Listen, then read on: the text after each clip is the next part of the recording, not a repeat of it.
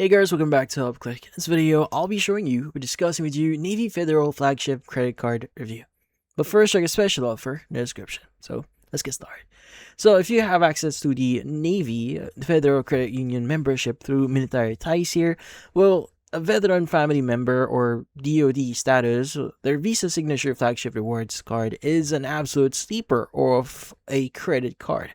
Now, it sits in a fantastic sweet spot because it packs premium tier travel rewards but only charges a modest $49 annual fee.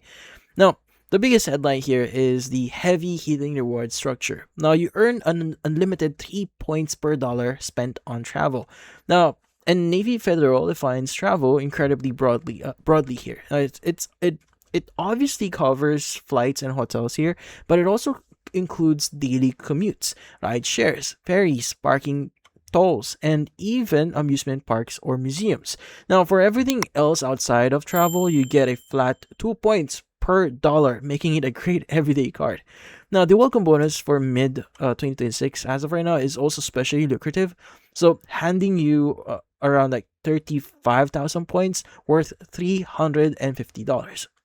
Now, after a $3,500 spend in your first 90 days here, they will completely reimburse you and reimburse your annual $139 Amazon Prime membership.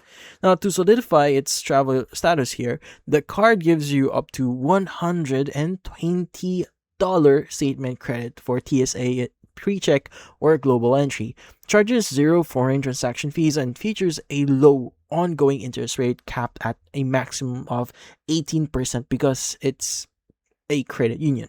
Now, the main drawback are that you are strictly locked out if you don't qualify for a Navy Federal membership. Now, it lacks ultra luxury perks like the complimentary airport lounge access. Now, you also have to wait until you hit a $50 threshold to redeem your points for straight cashback.